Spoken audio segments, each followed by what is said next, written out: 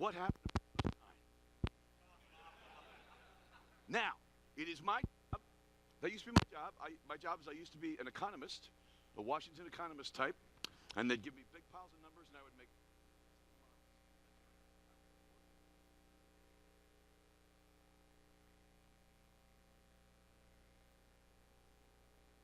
He said, so he can't say on the other hand, you know? And it's true. It's true. Harry did say that. What do you need? What do you need? We're good? Okay. All right. Good, good, good. Perfect. So I do not know, but I did some research about it. Now, there's some speculations of things that I heard. First thing is, it may simply be Windows 9, except it's Windows 9 expressed in the base 9 number system. If you laughed at that, you're a math geek, just like me. My people. The big problem is it would fail in the German market. It would be Windows 9, and so I blame the Germans. I blame the Germans.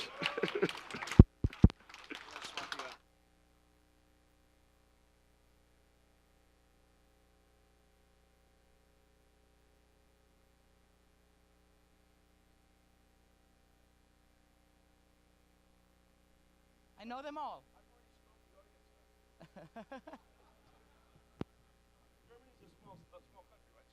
It's a city. It's not a. It's a city. It's a very small city. You really think we Americans are that dumb, don't you? They just say that because Americans don't leave America. And you know why? Because it's such an awesome place. It's the most awesomest place you could possibly imagine. You can't stand how awesome America is, and it's going to get even more awesome. But anyway, so. What about Windows 10 now? Windows 10. That they have to do your William Shatner imitation and say, must break curse of even numbered windows. You know, the odd numbers were the good ones. I think also the fact that the start menu, which they kind of fixed, there's no folders. So this would distract Gartner from noticing that. There is a blog, this is not a lie. There's a blog that somebody posted that said that he used to work on the Java team and that the Java installer would not accept any Windowses with a 9 in it because of Windows 95 and 98. It's a lie, but it's a great story. It turns out, though, I figured it out. This is the thing. Sometimes we have to break the paradigm. You're thinking Windows goes from Windows 6 to 7 to 8, right? You're thinking it's an arithmetic progression of the numbers for Windows. Does that make it? Are you with me? Yes? It turns out Windows is so awesome, it grows exponentially. I used to do this for a living. I took the numbers, and if you watch, Vista was Windows 6, and that rounds to 6. Windows 7 is actually Windows 6 times 1.17.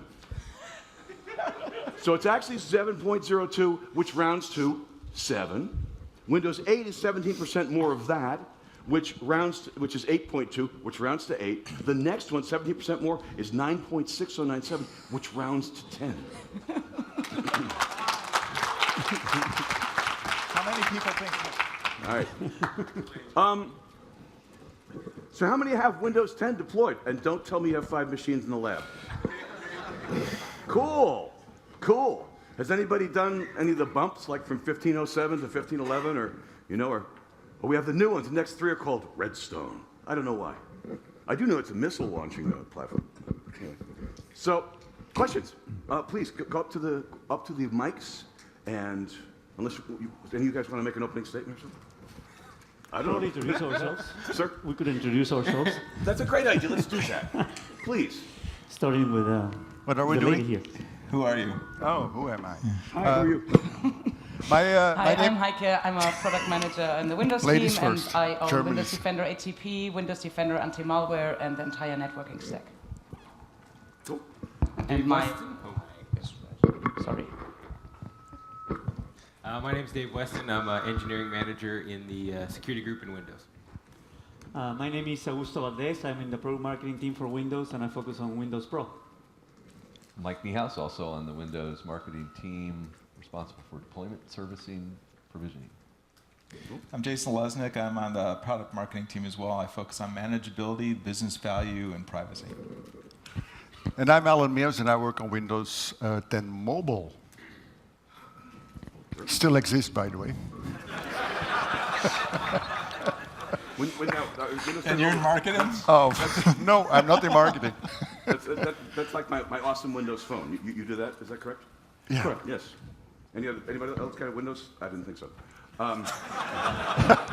We get a lot of abuse as Windows phone owners, but you know the market share is slowly coming up. We are creeping up on other.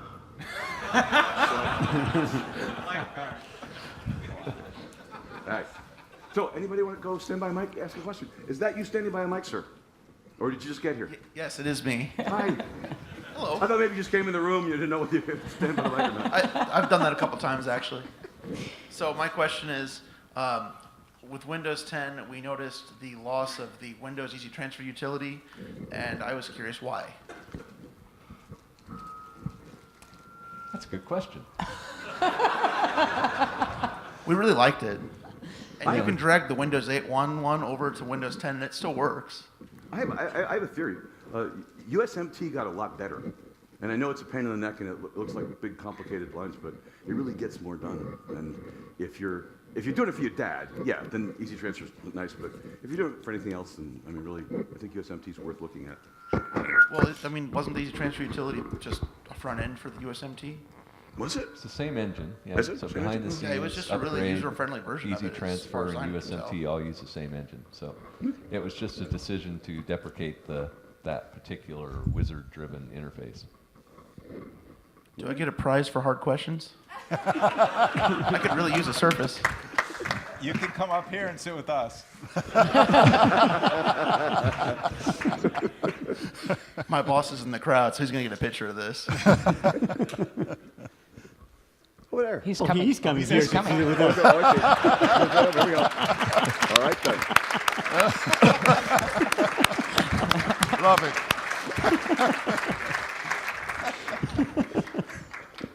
I'm going to tone my sarcasm down. So, is it on? Yeah. So why can't we restore or roam the start screen? We can back it up. There's a PowerShell commandlet for this, but we can't restore it and we can't roam it. Why? We used to be able to. Yeah.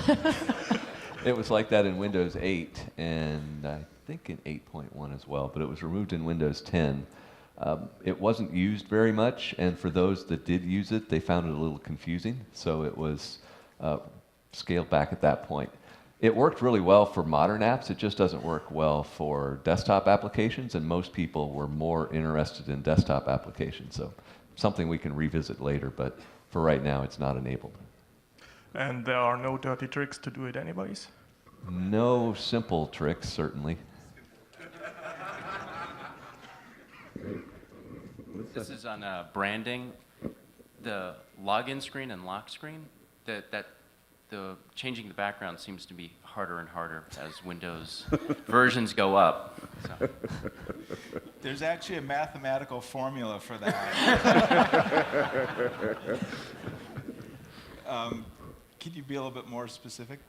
XP, it was as easy as just replacing I think a BMP file or a JPEG, and it was on the lock screen and in the login screen. Centrally managing it, you mean? Central, yeah. Yeah. Windows 7, it was in the OOBE web. I forget what folder it was, and Web sounds good. Something. I web. forget what the exact place was. But in Windows 10, those old tricks don't work anymore, and we're kind of forced to just have a color, which doesn't even really work half the time. So. There's the central manageability of the lock screen is enterprise and education SKU feature. Some of the more deeper user experience things moving away from the consumer side that's in like consumer, the home and the pro SKU are an enterprise. I'm not sure whether that's the issue. I know that you can configure the lock screen and the home screen and things like that with the wallpaper. I'm not sure whether that's the issue that you're seeing. We could take it offline, but. Okay. Yeah. What's your answer?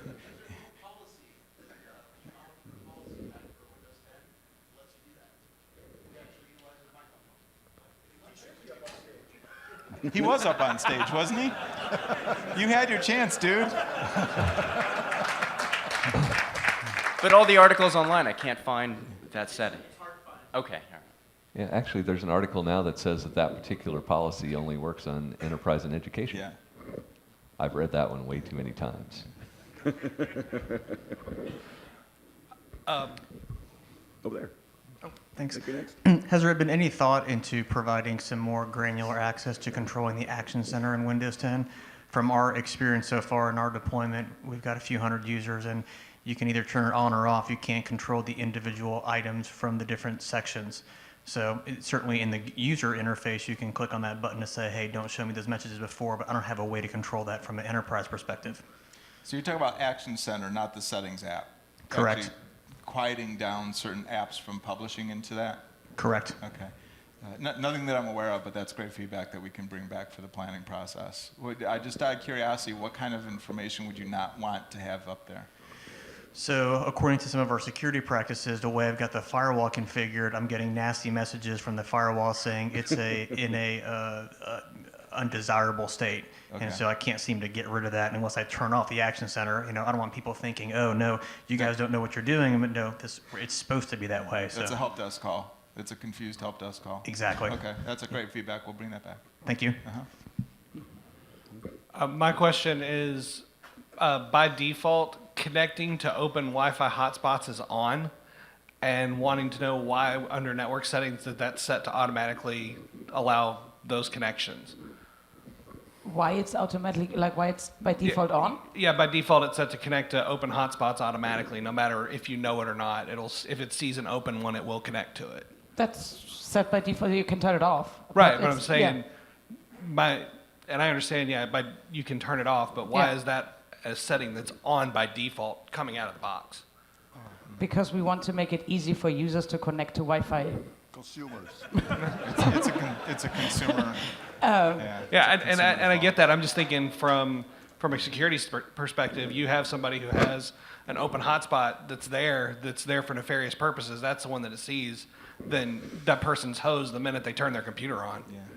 So just a thought, Yeah. something for you guys to think about. Yeah, that's Thank you. Yeah, take it back. So maybe in enterprise versions or something we we can. could default Yeah. change it. Well, isn't it something you want to do in all the versions? Because the home edition isn't really run by expert users, and attaching. Did I say that gently enough? Who hired you? And I really don't want grandma connecting to unsecured. Oh yes, I want grandma because otherwise she calls me. How can I connect to a network? Oh, whoa. If Grandma knows PowerShell, she can turn it off. Whoa. I think there's a way to solve the grandma problem. So how many of you have a tech support role, not only for your company, but your friends, your family, and everyone who lives within 30 miles of you? Okay, yeah. So. Can I get some numbers and give them to my family? This is the trick, okay? When your loved one says, what kind of computer should you get? Tell him or her a Macintosh. Oh, I knew he was going to say that. No, and I do that because I don't know jack about Macs. Again, who hired Geez, you? I'd like to be able to help you, honey, but I can't. Okay. Are we paying you to do this, by the way? Yes. No. Non-blue badges don't get paid Apple- to speak here. Is Apple paying you? No, I make it Linux, just some operating system that you don't know. Geez, I wish I could help you, honey, but it's just Linux, so it's just so complicated. But the penguin's so cute.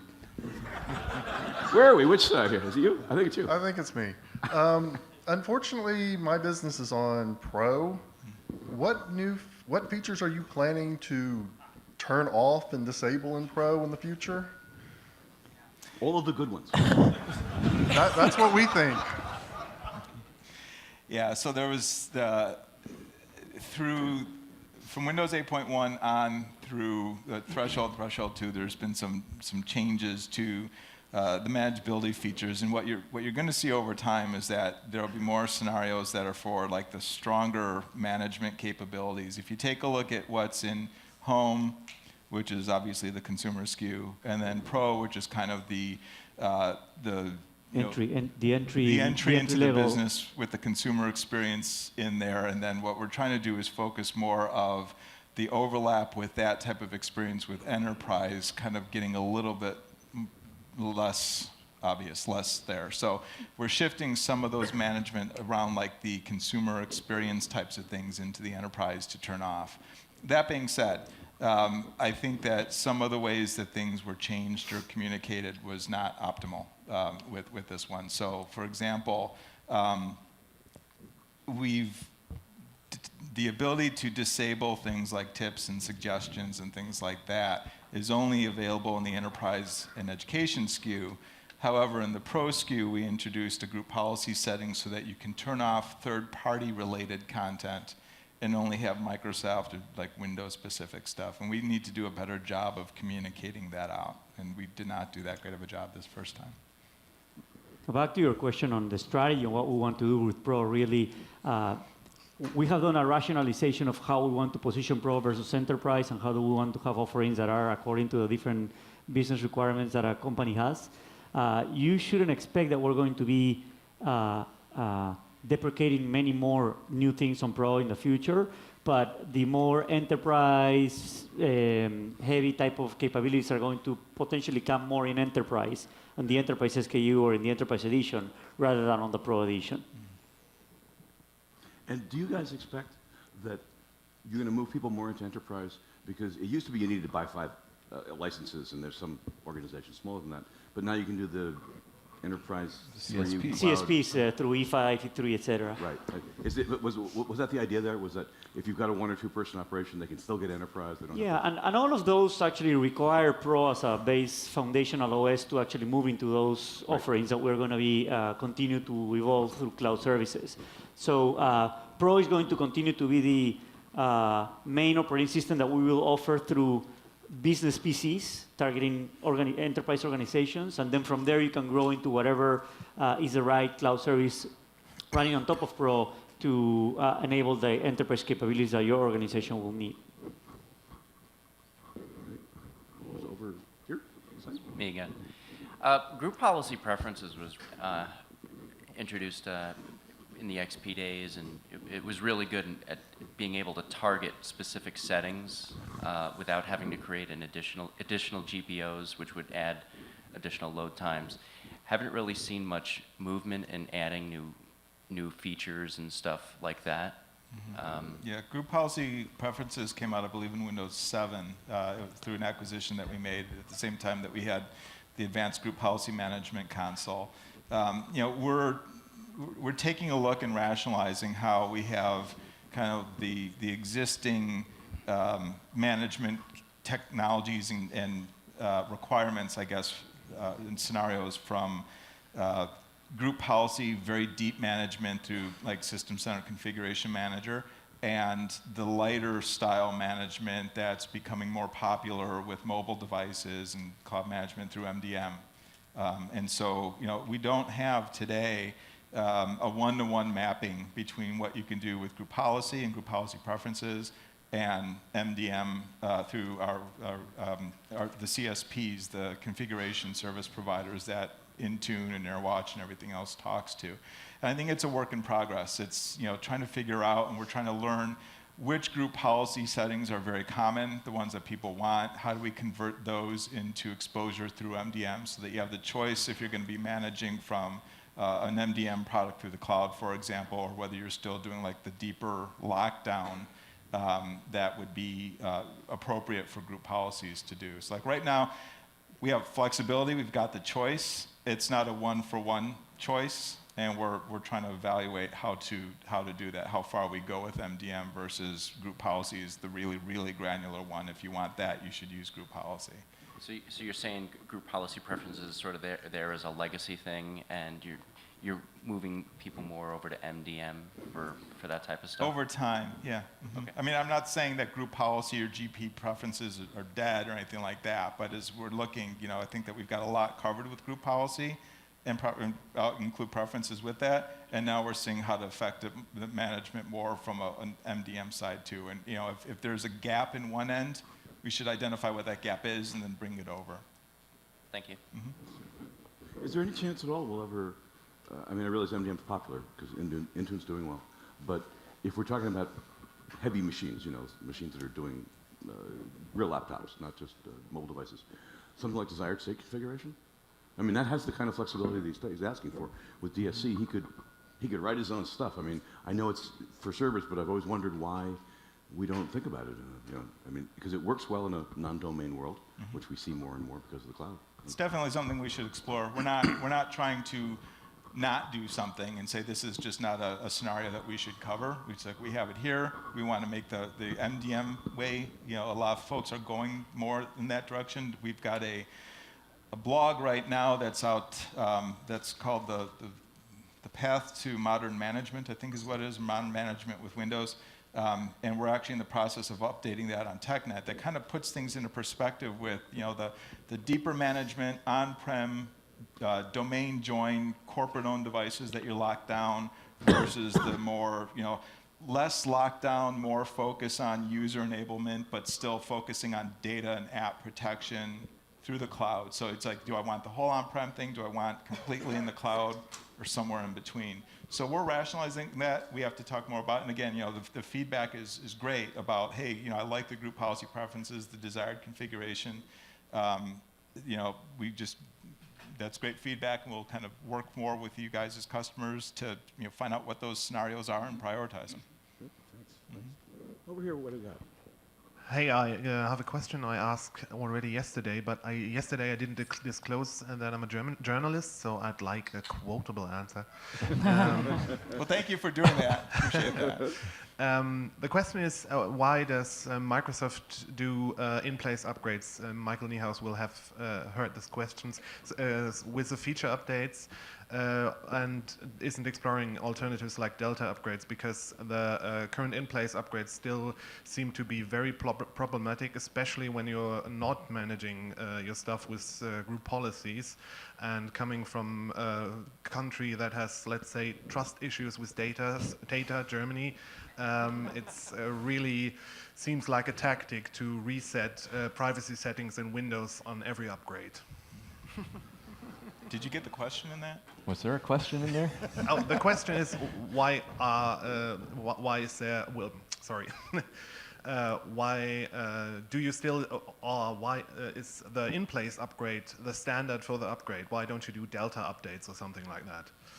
Yeah, so we kind of need to separate two things there. One is the process that's used to deploy feature updates, and the other is the kind of the packaging of the feature updates. The process that we use today is an in-place upgrade. That in-place upgrade is designed to be 100% perfect. We're not 100% perfect, so we continue to submit bugs to fix those types of issues. We want it to migrate 100% of the settings. So anything you see that's not getting migrated correctly, let us know. That should be a bug. Submit feedback through the Feedback Hub, contact your TAM, work with your account team, send us email, whatever it takes. We'll make sure that those issues are resolved.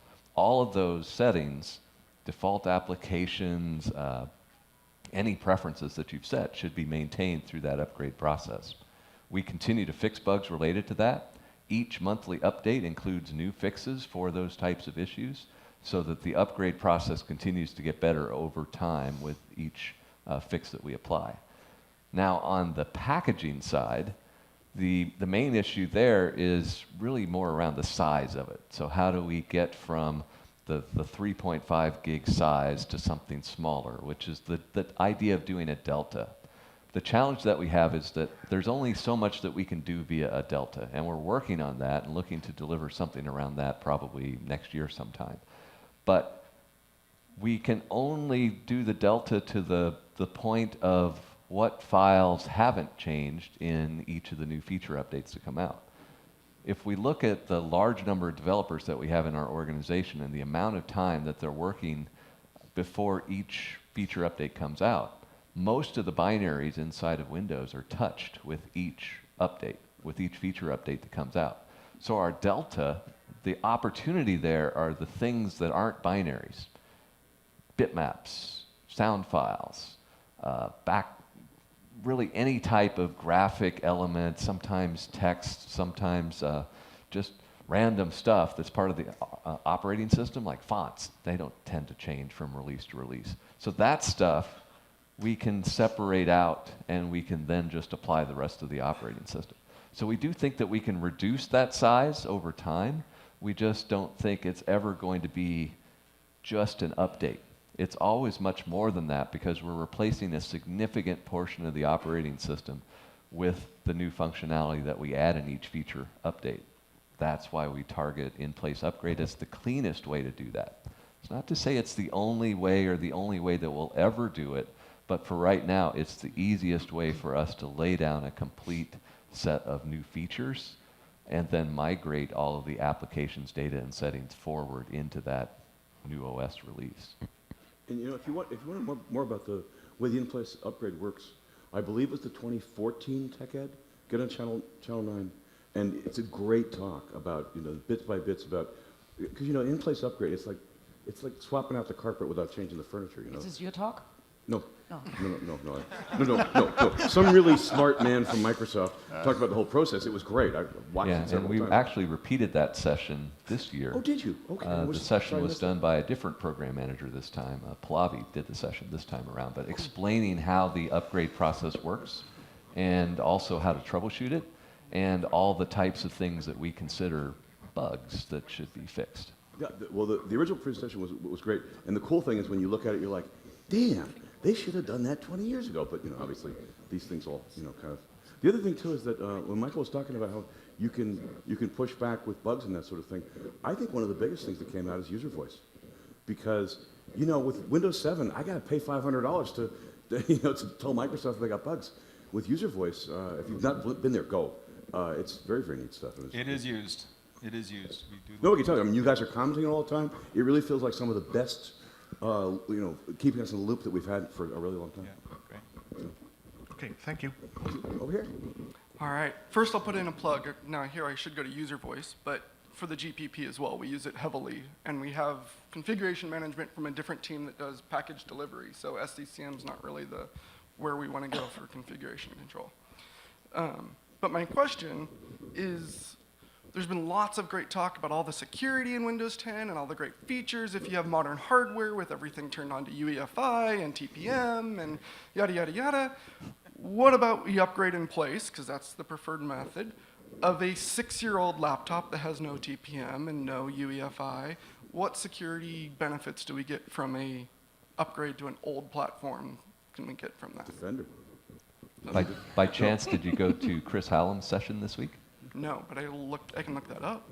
Because he did a security overview session talking about that, basically showing you, here are the security features in Windows 7, here are the security features in Windows 10 that you get on legacy hardware, and then here are the security features that you get with modern hardware. So that's a good starting point, just to break down all the different features we have in the OS into Chris those Hallam? categories. Chris Hallam, yeah. Yeah. Okay, I did thank a you. session today too about hardening in Windows 10 and REN teaming, and what I can say is 90% of the features I went over in that talk, which are substantial, are software-based. They're not, they don't require any hardware. So things like exploit mitigations, our anti-ROP technology like Control Flow Guard are now built in by default. We have increased sandboxing in Edge. We have kernel isolation in Edge, which gives you some flavors of some of the things that are in, say, Application Guard. So there's a substantial number of hardening practices that have come up. We've even integrated things that were previously in Emmet by default into the operating system. And so take a look at that, and I think you'll find even a 6-year-old laptop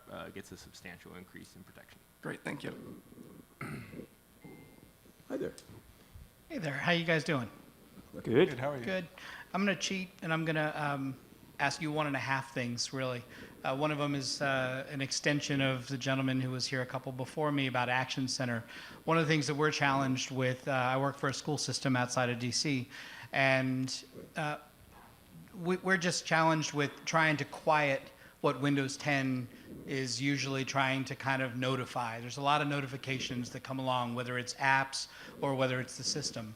So one comment I have moving forward, and then I'll ask a question, is what we found basically was disabling the Action Center did not get rid of all the pop-ups. And the reason why was because Security Center has its own channel into those pop-ups, like firewall and things like that. So we found that by going into Security Center and disabling all those desired pop-ups, we were able to get all of them to go away, but they weren't in one place. So it'd be nice if it was all in one place so that really you could quiet it so everything stays quiet. Okay, so that's my comment. Thank you. Second thing, maybe this is a question for Mike or others with SCCM. We had a unique experience recently where we ordered about 10,000 devices, and we had paid a vendor to go ahead and put our image on the devices for us to save us a little bit of time so we didn't have to image them with SCCM or whatever. And one of the things that we asked them to do to save us a little bit of time was to go ahead and boot them up that first time and let them run through SysPrep. Okay, but they didn't, we have a naming convention and we have all kinds of things about how we join them to the domain, et cetera. One of the things that I found challenging, and maybe I'm missing something, you can help me, I couldn't find a way with a task sequence to really easily name the computer, join the domain, and install the SCCM client. It seemed like once the image was on there and it had already rebooted in and gone through SysPrep, the setup Windows and Config Manager step in the task sequences just basically wouldn't work. It would exit out an error every time. And so it would be nice if there were some steps in MDT, and maybe I'm missing them, but if there were just an ability to name the computer, join the domain, and install the SCCM client, and have them be kind of separate and be able to be broken out.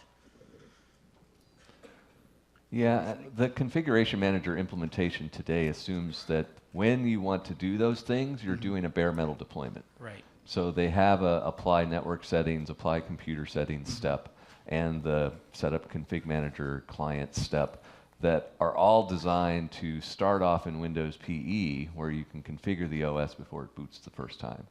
To do that later, there are ways to do that, but they're just not built-in config manager actions. Oh yeah, we wrote a script to do it the all. other dependency in config manager is in order to run a config manager task sequence on a PC that's already running Windows, it has to be a config manager client already. So it's a chicken and egg problem in that case, where you need to put the config manager client on it to run the task sequence. You could do that with MDT, you could do that with provisioning packages to run a series of commands, but given what you're describing doing, you could do that with probably a 10-line PowerShell script too. It would be really easy to rename the computer, join it to Active Directory, and then either manually install the config manager client as part of that script, or just have your group policy configured to push the config manager client down automatically.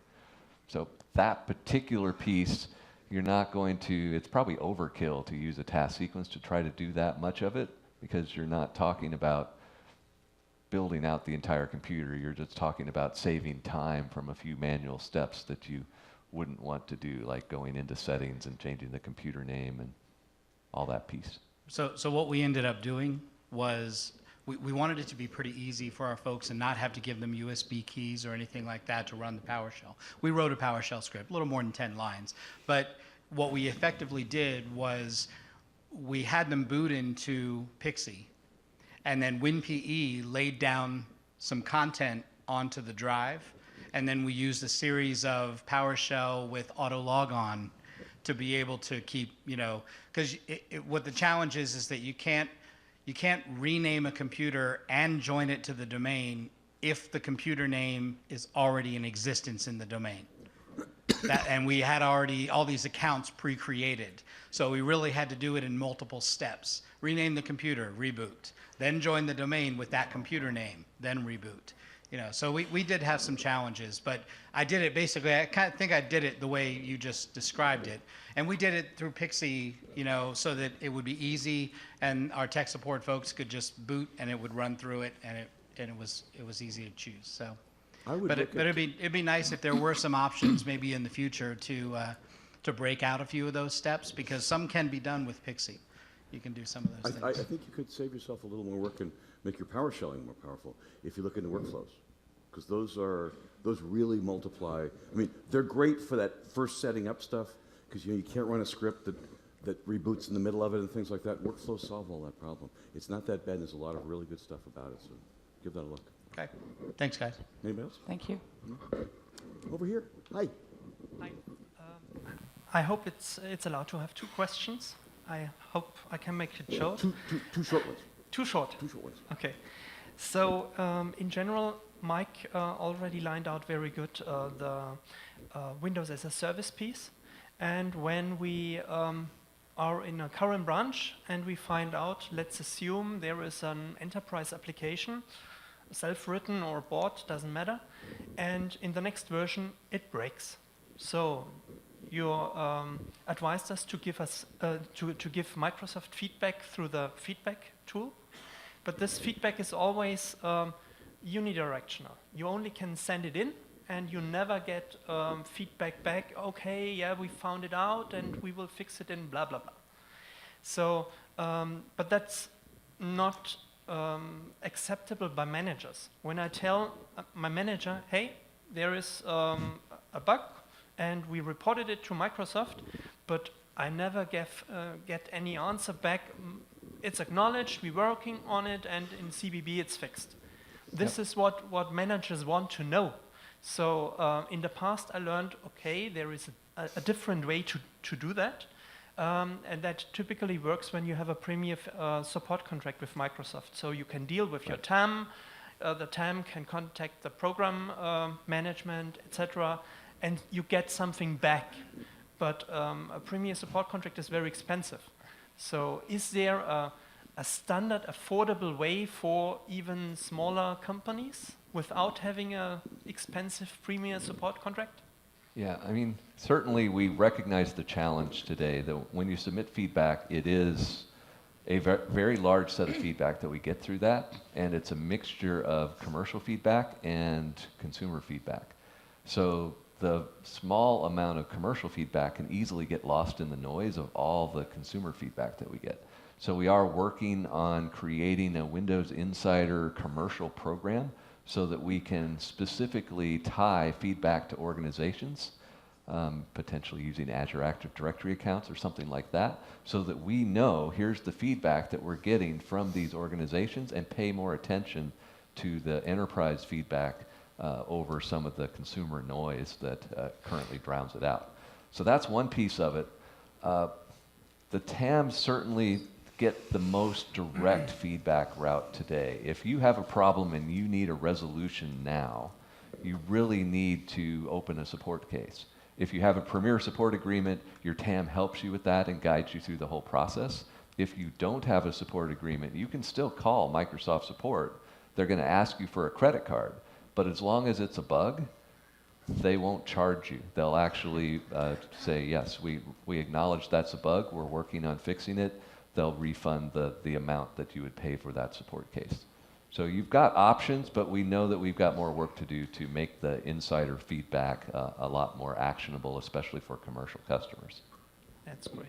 One thing I'll add to that as well is there are places in Microsoft where we're experimenting with different paradigms there. For example, the Microsoft Edge bug tracker is actually public. So anybody can report an issue and you can check the status of that issue at any time. So it's fully transparent. I don't know if that will transition across other parts of the company, but there are definitely different groups thinking about that problem and making it more collaborative. That's great. Thank you. The second one, shortly, small, especially to Heike. Oh. Oh, yes. You have my email address. Just kidding, go ahead. Okay. It's regarding the Windows Defender ATP feature. And, whoa, I love it. But you send a lot of data towards Microsoft. And is there any possibility to limit that data or the location towards German cloud, for example? As you may know that German customers don't like to store this type of sensitive data into a public Microsoft cloud. Do you Germans have something to hide? Is that Actually, we don't have anything to hide. It's just the natural fear of a national security agency. So, I mean, you want to understand if you have a data breach on your network. So we need to collect all kind of events from the machine to actually really understand if there is a threat going on or not. So all the information that contains PII data is in your own separate Windows Defender ATP tenant.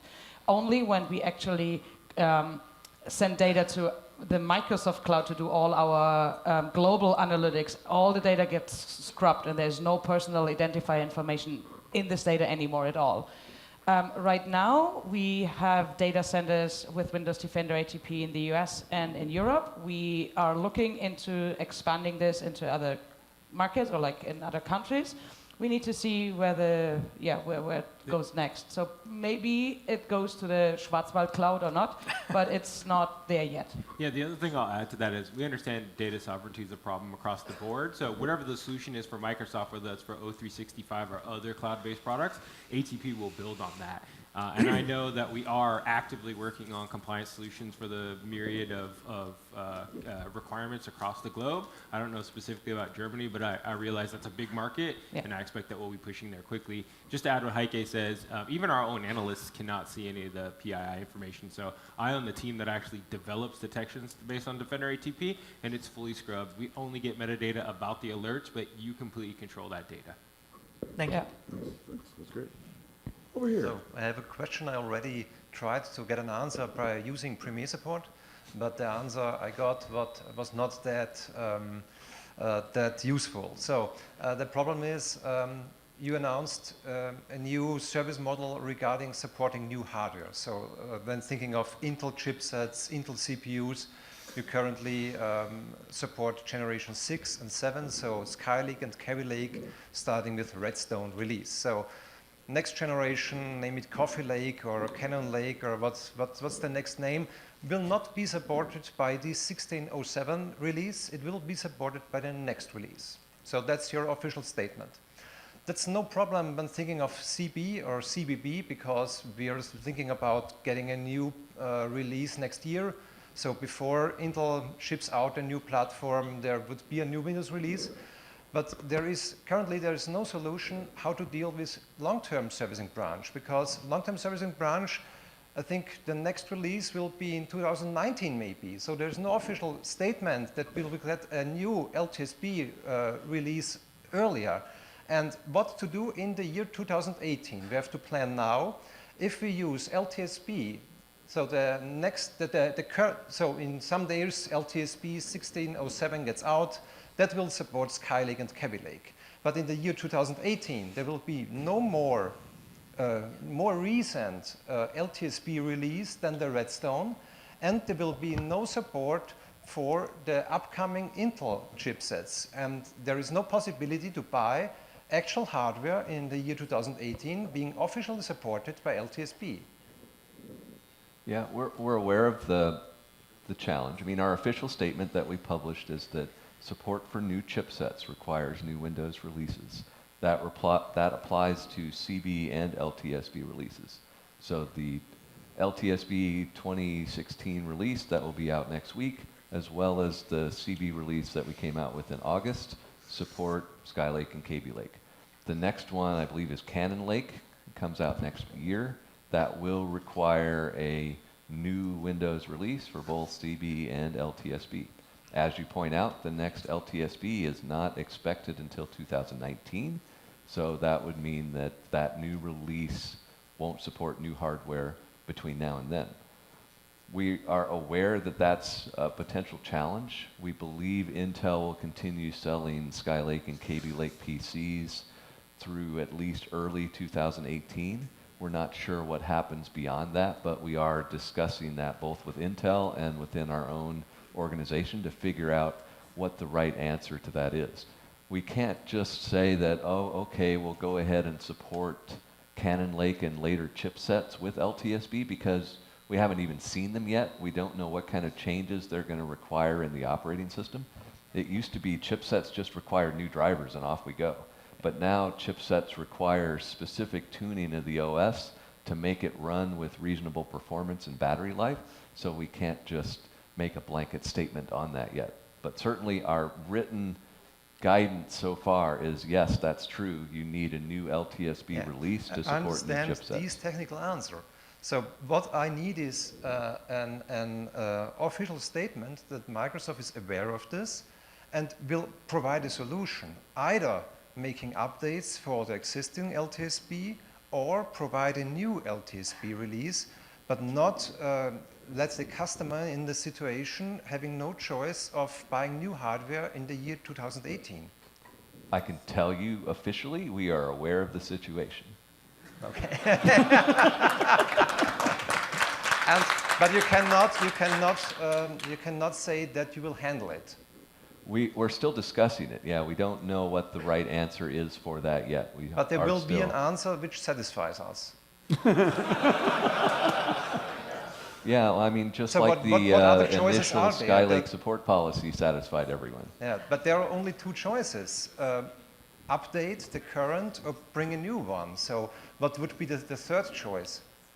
We've raised the issue to engineering. It is being discussed at the VP level. We'll see what comes from those discussions. Fortunately, we do have some time to work that out. Okay. Recommend continuing to work with your account team, and they can work with us to make sure that you're up to date as things go. Thank you. Over here. So the main question I have is it possible to configure Defender Advanced Threat Protection to go through a proxy? And Yes. the corollary is, can you do the same thing with Windows telemetry the same way you can with Office telemetry? Is that documented anywhere? So I didn't get the second question. Windows telemetry. Can Windows telemetry be proxied? That's Yes. that's in progress. So the answer is no for now, but ATP, the answer is yes? Yes. Do you know where that's documented? So on TechNet, we have everything documented, even the proxy settings, how you configure them. There's a TechNet node for Windows Defender ATP, how you onboard your clients, most common troubleshooting issues, and the proxy setting, proxy issues actually in this. I think I found the document technique you're talking about that says, hey, you need to basically whitelist these 7 settings. Our machines don't have the ability to go around proxy, so we need, because all our machines go through a user-based authentication proxy, so we actually have to plug in like internet user and actually fake it going to a user proxy. We can't just whitelist the addresses. Is that possible? Do you understand what I said? Don't know. Take it offline. Let's take it We offline. can take it and offline. then I know can- that from the Windows telemetry point of view, that was an issue in the past when we were addressing it. Honestly, I don't know whether that was addressed in the anniversary update or it'll come post that, but I know that they were working to address that. I think it was in Redstone, but I'm not. Yeah, I think Mark Andrea said it was Let's soon. connect. Yeah. Hi. Back in the Windows 7 and Vista days, there was something called gadgets, I think on the sidebar. And eventually those things, I think, were removed because there were some serious security vulnerabilities. But, it's the first thing I noticed when I, boot up Win 10, I see, news and weather stuff popping up on the desktop in the Metro interface. So I guess my question is, what was the security vulnerability back in the old days? Because it kind of looks like it's doing the same thing in Windows 10.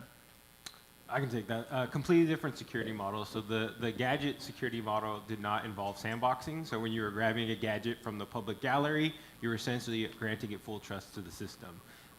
Windows Store apps are built from the ground up to have isolation and to be transparent and declarative about the things that they have access to. We also have a full scanning and onboarding security analysis policy for when developers submit apps to us. Those two particular apps you're talking about are actually Microsoft developed, so it's Microsoft-owned code. What I would say is even if something could be exploited, if there were a security issue, it's fully contained within our sandbox and isolation model, and so the risk to the user is extremely minimal, even in the rare case that it could be exploited. And even in a corporate environment, I mean, Yeah, I guess I'd be, concerned that there's some sort of open API to create those perhaps unwanted network connections. Open API from which? I mean, so I guess they're just, maybe I'll rephrase my question. The thing on Windows 10 that, looks at MSNBC or CNN, whatever it is, would you characterize it more as a special app rather than the next generation of a gadget? Yeah, I would characterize it as a UWP, or Universal Windows App, and all of the things it has access to and does are declarative, and then you can check in the app properties. And that particular app is built by Microsoft. If there were any security issues, we would issue an update immediately and service it just like any other inbox component. All right. Seriously, take a minute and Google Bing modern app sandbox. They do some really interesting stuff. Remember You're getting better. Do you remember Windows integrity levels from Vista? Kind of this uber permission. Windows integrity levels. They even stick these things in a box where they're running as low integrity, which means they can't do squat. Almost everything in your system is medium integrity. These guys live in a box that's in low integrity, and by default, processes that come out of that are low integrity.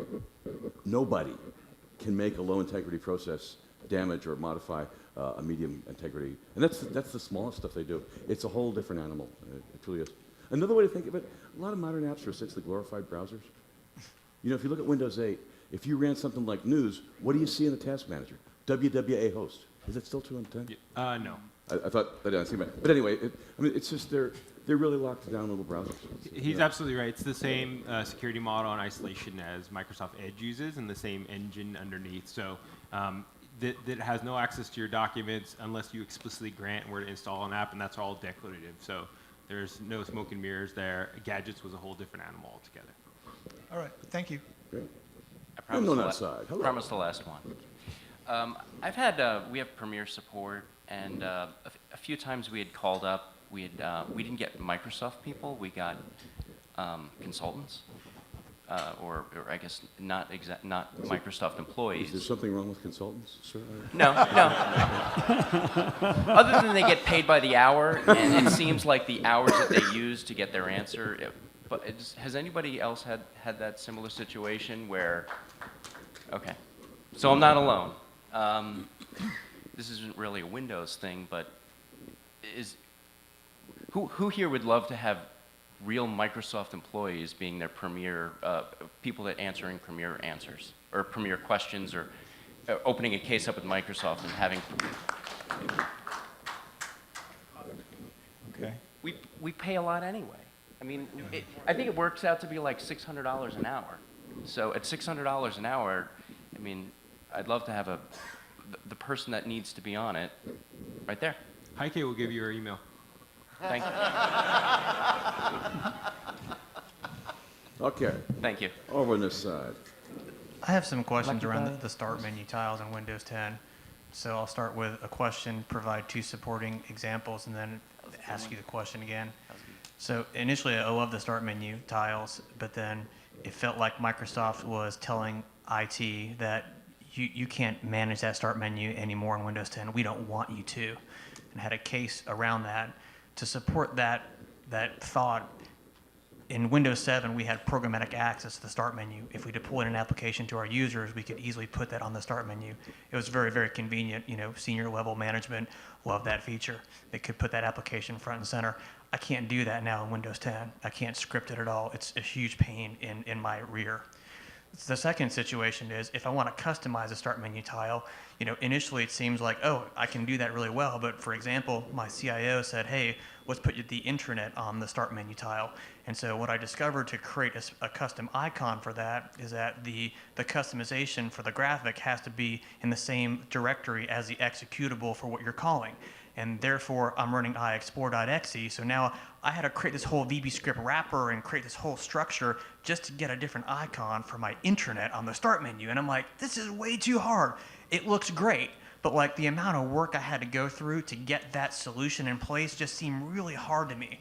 So I know that with 1607, there's some new improvements to the start menu. I know IT can control one part of it, and then the users can control the other part. But for me, that's still not where I need it to be, because now I'm forced to use a group policy to control that. And so it further complicates it. If I've got users in admin and finance and HR, and I need to have different start menus, now I've got to have those users or those computer accounts or users accounts in a certain location in AD, depending on how you set up your group policy, to have that come down. So it just seems like the start menu, it's great, I love it, but man, from an IT enterprise perspective, so hard to manage it and get it to where my directors and my CIO want it to be. Is anybody else feeling that?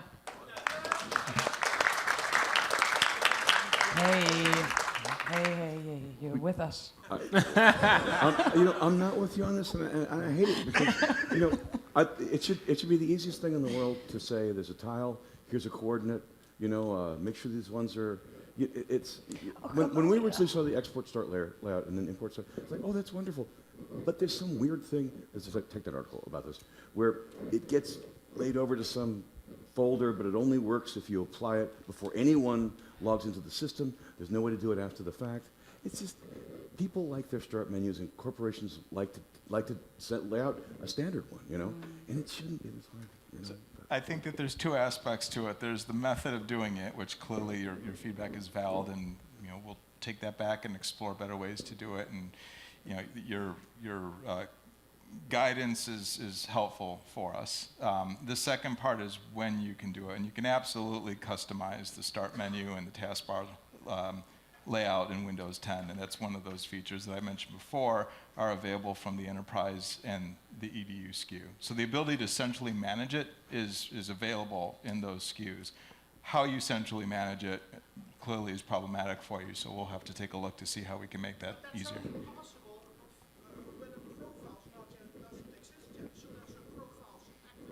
Well, when you use GPO, you can change it at any point. It comes after GPO. So it's just the default layout can only be configured before the user logs in. Yeah. And the capabilities that we've added so far, being able to specify a start screen layout, which wasn't possible in previous releases, and being able to configure the taskbar, are based on your feedback. We've been gathering that from customers, building up the evidence to say that we want to make those changes and presenting that to the Shell team for them to implement. The PM who's actually responsible for that was here doing a session this week. So if you went to the shared PC set up by school PC session, Tyler was the person that we worked to implement those capabilities. So we certainly are moving that direction, and we certainly want to look at other options for doing that as well. It's just we're incrementally adding those capabilities. Where are we? Over here. Hi. Hi. I have a user profile question, and just want to sort of give you one props that Windows 10 is a very elegant operating system and done a lot of innovation on the security and protecting us as far as like anything changing, and the Defender providing that offline scanning to actually look for that rootkit, and that is really an awesome perspective of what we're doing. But from a user profile getting corrupted, and there's like that sort of behavior where your disk IOPS are at 95% or 99%, and opening up a support call, and the standard methodology to fix a corrupt user profile is to rename it and start a new profile, and then you're subjected to actually lose all your favorites, all your settings, all that investment of making your profile the way it was, the time to actually rebuild it back to that original state, and the amount of time that is now lost. Have we ever like figured out what is getting corrupted or what could be protected to not We fixed lots of issues related to that. Just out of curiosity, who's seen corrupt user profiles on Windows 10? Who is using user profiles? First question. Well, everyone uses user profiles when they log in. That's the next question. We'll get to that in a second. Sorry. Who's using Windows 10 and has seen corrupt user profiles? Okay, that's maybe 10, 15%. Of those, how many of you are using roaming user profiles? Okay, Only 4 hands. that was maybe half of them. For those using roaming user profiles, I would have to ask why. A lot of the issues that we see include roaming user profiles as a piece of that. So we want to move away from that, and there's some sessions here. There was one done by Dave Falkus and Steve, who's I'm drawing a blank on the name at the moment, but they did a session on using UEV and AppV and work folders and OneDrive for Business and enterprise state roaming and all these other technologies that we have to achieve the same thing without all the downsides of roaming user profiles. Roaming user profiles are awful if you're on slow network connections across WAN links, typically connecting in via VPN. So there's lots of downsides to them, including the potential for corrupting them as they get copied to and from servers. The other issue is that as we release new feature updates, those new feature updates change the profile version. So your roaming user profiles aren't compatible between versions of the OS. So you start to have to deal with those types of issues as well, especially for people who deal with multiple PCs at once, running different versions of the OS. That gets thoroughly confusing. So moving away from roaming profile should be a goal. The corruption issues, those are a little concerning. Definitely open up support cases for those to investigate. Yep. Don't accept the answer that, oh, just delete it and recreate it. Try to get to a true root cause.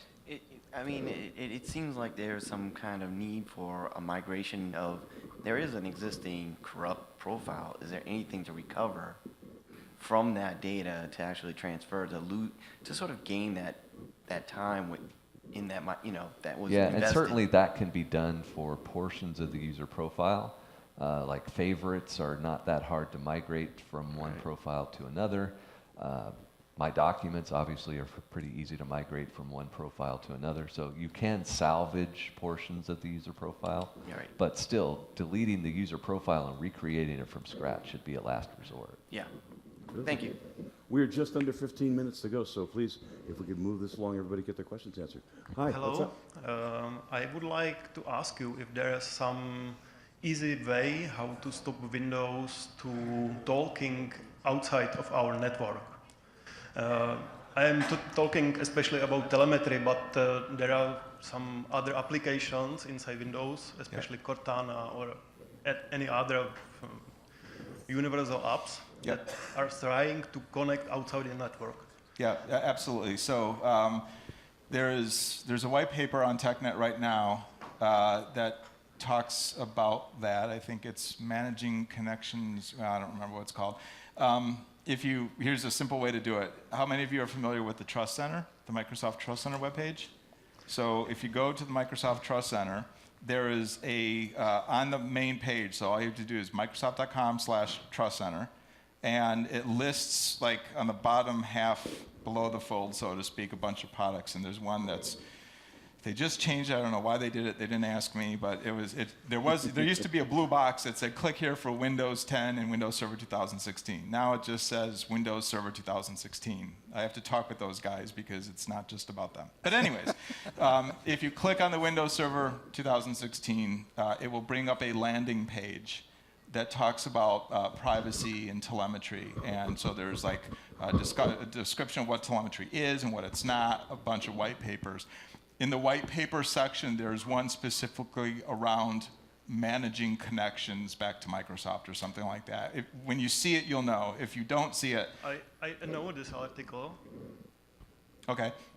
Yeah, so It's that not article goes through a bunch of registry settings that will discuss, you can turn this off by doing this, turn this off by doing that. We're actually in the process, we'll be updating that, and we'll have group policy baselines that will allow you to do that much easier. That's coming very soon. Yeah. Now, we've had a lot of internal efforts around that too, just to identify ourselves. What is all that stuff? Yeah. Zero exhaust efforts to figure that out. The side effect of this is that have some performance impact to the user environment, to the user desktop click performance or something like that. I don't think it should affect performance. It may break a bunch of stuff. And so, when you're turning off things, you're turning off things. And so that's why we document granularly, like if you want to turn off Cortana, or block Cortana's traffic, here's what you do for this. And the baseline policies will do something very similar to do that, but I would use them very wisely. It's not something that I would over-market, so to speak, because, if you want to turn it off, here's the way to turn it off. So that will be coming soon, and it will actually be referenced within that white paper. Bear in mind also that if you do turn the telemetry entirely off, you lose all your Windows Update for Business settings. They don't work anymore. So that's a thing to be aware of. If you stick it to zero, only enterprise guys can stick it to zero. But if you do that, the Windows Update for Business settings just stop. Well, it's mildly by design, yeah. Yeah, in order to collect the Windows Update for Business settings, we need at least basic. Yeah, I'm just stating it's a fact, that's all. Next question. Okay, not so much an enterprise-focused question, but I've been personally asked this by 2 members of my family. And I think it was true in Windows 8 also. So out-of-box experience, being able to sign in with your Microsoft account, very convenient, makes a lot of getting your new PC set up a lot easier. Why in the world does your user data folder get truncated to the first 5 characters when you sign in for a new user profile with a Microsoft account? Because that creates most users so much confusion. They don't care because they don't see it. When you look in Explorer, it's going to show the full name. It's not going to show the truncated name. You really have to dig into the profile folder yourself. So if you go to /users, you'll see the truncated name, but otherwise it's the I think it's longer actually name. been noted in both cases. I think it was noticed from the command prompt. Because Yeah, they it's launched the even- you can see command it from prompt the and they command saw, prompt. From the hey, command prompt you see why it, is yeah. my name missing the last two Yeah, characters but of it? Is the something standard wrong? file dialogues and Explorer and other things, they all show you the friendly name for the account, not that truncated name. It's really just picking a unique name to make sure that, especially within families, you have a tendency to have collisions between the names that are being used on the account. So it's just picking a value that's unique. If you're particularly anal about it, which I've been known to do at times, you can actually create a local account with the name that you want it to use as the folder, and then add the MSA to it, and then you'll have the original folder name. So Yeah, if somebody guess wants what? to My fix it after PCs having made the mistake, though, essentially their only solution that I've seen, unless they want to go Blow the hack the user registry away. or something, is to delete it, create a Delete local the user account. and then create a user again. I've been known to do that before, which Yep. is why my PC will say C:\users\Michael. So if you could take everything before the @ sign in the email address for the Microsoft account, though, I think that's a much more user-friendly, readable, sensible, but Yeah, I think potentially the also logic unique. that it's using right now is to not use that long of a name. Okay. It's using an 8+3 name for legacy reasons. But Thanks, guys. Great. Thanks. Over here. Hey, We're at 9 minutes. we've heard a lot about all the new features that are coming into Windows Security, and also Emmet's kind of going away. It's no longer really supported. There might not be a new version. And a lot of the security that was in Emmet has been brought into Windows 10 by default, which is amazing. But currently there's no substitute for attack surface reduction, where you can start blocking specific DLLs and OCX files being loaded into specific processes. Is there any plans potentially to pull that into a future release? I think in most cases what we're approaching to do, for example, a lot of the ASR functionality, which is used for things like blocking, say, VML and Internet Explorer, our solution there is to move to something like Edge, which is standards-based and has a reduced attack profile. I realize there may be some other components. Yeah, we use it in Office quite a lot. Yeah, there are some workarounds there that are not great.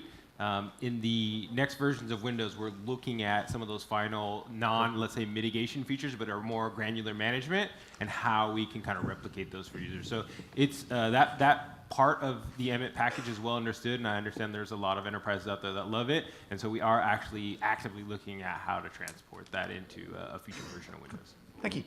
Thanks. Next. Hi. Hi. I had some questions about the Bash feature and the anniversary update. I have some developers I'm converting that are using OpenStack instances, and they really love the Bash features.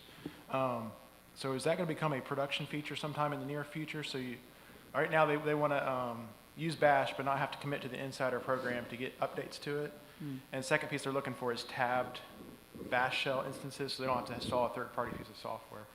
I mean, the Bash components are included in the anniversary update. So Windows 10 1607 includes the Bash components. They're just still listed as beta because they're still a work in progress. So they can use them now. I would expect that at some point they'll remove the beta tag and have an update to that's now a fully supported release. This is an official statement, but we've heard tons and tons of people love that feature. My understanding is they're seriously considering making it more mainline across the board. So for example, it's only enabled in developer mode today. I don't know, again, this is not official, but I know that there are a lot of considerations about how to basically integrate that into the experience in the future. Yeah, it's gaining popularity very fast. Yep. That's cool to know. Thank you. Yeah, the interesting thing to implement that, they had to add support for long file names, which is really cool. It's not universal throughout Windows yet, but it does enable developers to use longer paths, much longer than 255 or 253 characters. So if your people in your family are developers,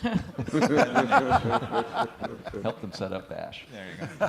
I forgot, on the console front, I'm actually part of the Console Geeks alias. It's called ConFans internally. And so it's remarkable how many people are passionate about consoles and talk about it all day. But what I will say is I haven't seen tabs on the official roadmap, but again, that's something that's popular in things like ConEmu, et cetera, and it's being highly considered. And I know Paul Campbell, I'll give him a shout out, one of the core developers on there, I know he's considering that kind of stuff. So again, that's a great piece of feedback. I'll pass it on, but there are a lot of people who are passionate about getting parity between things like ConEmu and the internal client. And don't you kind of expect to see any Linuxy thing called beta forever? You know, it's like they all get to like, no, every great piece of wonderful open source software is 0.9, you know? But you know what happens with every open source project? Eventually the guy who creates it gets a girlfriend or a job, and then it's just... But never both. Yes. Another We over here. I understand that REFS was based on CFS. CFS came with the ability to create snapshots with your name that you wanted, modify them, delete them and stuff. Could you consider adding that to Windows? That's a deep one. Do we have a storage guy here? Anyone know storage well enough to even comment?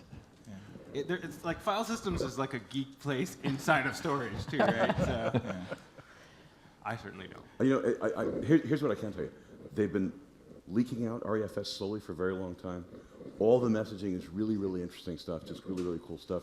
But they're just moving so slowly. I mean, I can't wait. I want my C drive to be REFS on my Windows 10 box, but that ain't gonna happen for a while, you know. But it's a little like, remember when NTFS came out? You know, when NTFS first came out, it dribbled out very slowly, and most of the world was FAT32 until, what, NT4 or something like that, you know? So I think that's always been my guess, that whatever you're saying is probably going to happen, but it's all... I'm still waiting for the file system in Cairo to come out. Yes, yes, WinFS. Well, I don't think it'll happen until people know they can ask for it. I mean, Exactly. And that's why user voice, I mean, seriously, send it to that, and the right folks will take a look at that.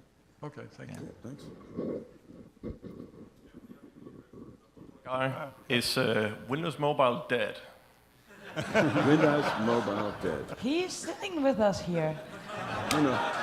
It's not dead, it's just He's resting. looking quite old. Did he it's not dead, pay it's just you resting. to ask that? Right in for the fjords. And he's using a Windows phone. Look. Yeah, no. I have a new HP phone here. So its demise has been greatly exaggerated, let's put it that way. If you look at my session we did on Tuesday morning together with Jason Whitehorn, we actually demoed the next version of Windows Mobile, or some new features of the next version, like windowed applications when you're using Continuum, etc. Right? So we are heavily investing in the mobile thing. And we are also investing in our ecosystem partners to bring new devices to market, etc. So we'll continue on that path as such. If you haven't played with Continuum, you got it. It's amazing. You know. Over there? No. Somebody over here. Hi. Hi. Our last questioner. No strictly Windows 10 specific question, but since we run out of Windows 10 questions, I thought I'd ask anyway. You guys brought in AppV client into the anniversary update, thank you very much, into the actual product SKU itself. Are we likely to see the MDM deployment of the AppV applications through Configuration Manager and Intune? I don't know the answer to that. I know it's an obvious question to ask, and we're exploring that. So again, great feedback. I can't, I'm not in the, whether it's got the Intune and ConfigMan team, so I'm not quite sure what their roadmap is for that, but it would be logical. Cool, we'd love to see it, by the way. Excellent, great. Thank you. Well, we got about 2 minutes. Is that another interlocutor? Yes, please. Yeah, quick question. Do you know when OpenSSH will be natively supported in Windows? Open what? OpenSSH, I believe, is being worked on by the PowerShell team. So, unfortunately, they're not represented in here at the moment. But track Mr. Snover down; he will answer that question for you. Thanks. Well, is that a the guys question with there? the toad feet, toad shoes. Want to answer a question about drivers? What's wrong? It sounds like a long question. Okay. We've only got 1:40. Okay, so in Windows 10, I noticed there's a new PowerShell commandlet, export Windows driver, which pulls Windows drivers file out of the driver store in a running system. Would it be considered supported to pull the drivers out of a new computer and incorporate them into a driver package for an OSD solution? Mostly. I Mostly. mean, when you export a driver, you're exporting what is in the Windows driver store, which is what Windows Plug and Play would install. So the driver itself is fine. The only question is what else is needed for that particular driver to fully function. Okay. So if the device needs a separate application to function, you might still need to install that separate application. Okay, cool. Thanks for answering. All right. So just a few things before we go. First of all, did you have a good time? Yes. Okay. If you You know, if you like, we did this last year, and we did this year, and if you like this stuff, please do an evaluation, because that's the kind of feedback. Everybody reads that stuff very, very carefully. Some of us obsess over it. And so please do that. Windows team, thank you so much for letting me do this. You're all very kind. Special thank you to You Mike. guys are great. Yeah. You guys are great. So have a great last day at Ignite. Remember to use this knowledge for good and not for evil. Thank you so much. Thank you all.